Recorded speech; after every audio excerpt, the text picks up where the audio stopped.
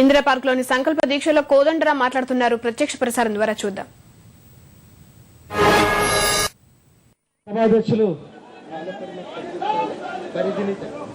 సభాధ్యక్షులు కోదండరాం సార్ గారు, వేదిక ఉన్నటువంటి ఉద్యమ రథసారథులకు, వేదిక ముందున్నటువంటి మా అడ్వకేట్ చైర్మన్ అన్న రాజేంద్ర రెడ్డి గారు, అన్న ప్రహ్లాద్ గారు, మిగతా అడ్వకేట్ మిత్రులు, తెలంగాణ ఉద్యమ రథసారథులు, ప్రింట్ అండ్ ఎలక్ట్రానిక్ మీడియా మిత్రులందరూ కూడా పేరు పేరున ఉద్యమాభినందనలు.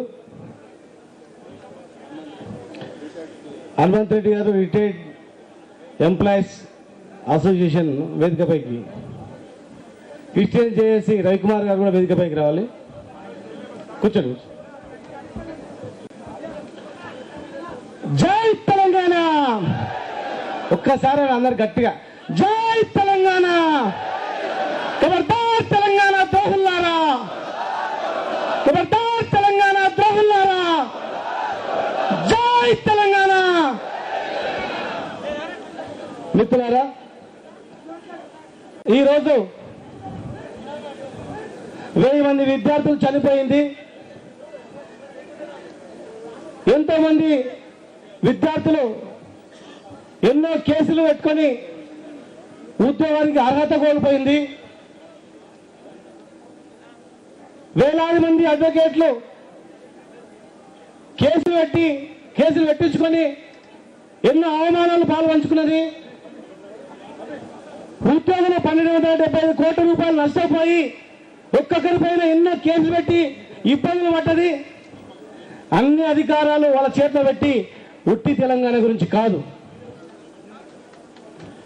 సంపూర్ణమైనటువంటి అధికారాలు ఉండాలి. ఎన్నో సంవత్సరాలుగా అణిచివేయబట్టి మాకు తరతరాలుగా 60 సంవత్సరాలుగా నిర్బంధాల మధ్యలో, అణచివేతల మధ్యలో, అవమానాల మధ్యలో అనేక రకాల హింస పట్టేటువంటి మాకు స్వేచ్ఛ కావాలి, స్వేచ్ఛ స్వాతంత్రం కావాలి, అన్ని రంగాల్లో అందరికీ కూడా న్యాయం దక్కాలని చెప్పి మేము పోరాటం చేసిన సందర్భంలో ఈరోజు ఈ ప్రజాప్రతినిధుల తీరు చూస్తూ ఉంటే, సీమాంధ్ర నాయకుల తీరు చూస్తూ ఉంటే, ఇన్ని సంవత్సరాలు ఈ దుర్మార్గుల పరిపాలనలో ఎట్లా కొనసాగాం?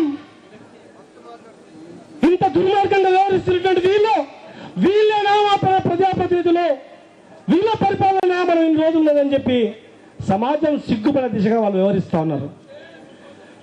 బిల్లులు చించేస్తున్నారు, కాల్చేస్తున్నారు, తొక్కేస్తున్నారు, రకరకాలుగా అవమానాలు పరిచే విధంగా కూడా తెలంగాణ ప్రజల గుండెలు గాయపరిచే విధంగా కూడా ఒక్కొక్కరు కూడా వ్యవహరిస్తూ ఉన్నారు. 10 సంవత్సరాలు హైదరాబాద్ ఉమ్మడి రాజధానిగా ఉండాలని చెప్పి బిల్లులో ఉన్న ఒక్కొక్క అంశాన్ని గురించి నేను మాట్లాడతాను. పెద్దలు ఒక్కొక్కరు ఒక అంశం మాట్లాడతారు. ఈ 10 సంవత్సరాల వెనుక ఉన్నటువంటి కుట్రలు, కుతంత్రాలు ప్రతి ఒక్కరు కూడా గమనించాల్సిన అవసరం ఉంది. ఈ 10 సంవత్సరాల యొక్క పరిపాలనలో సీమాంధ్ర ప్రజలకు వర్గబెట్టేది ఏం లేదు, వాళ్ళకు లాభం జరిగేది ఏం లేదు. ఈ ఉమ్మడి రాజధాని వల్ల ఇంకా తెలంగాణలో ఉన్నటువంటి వాళ్ళు అణచివేయబడతారు, ఉద్యమాలు కొనసాగుతాయి, ఆంధ్ర రాయలసీమ ప్రజలకు కూడా తీవ్రమైనటువంటి నష్టం జరుగుతుంది.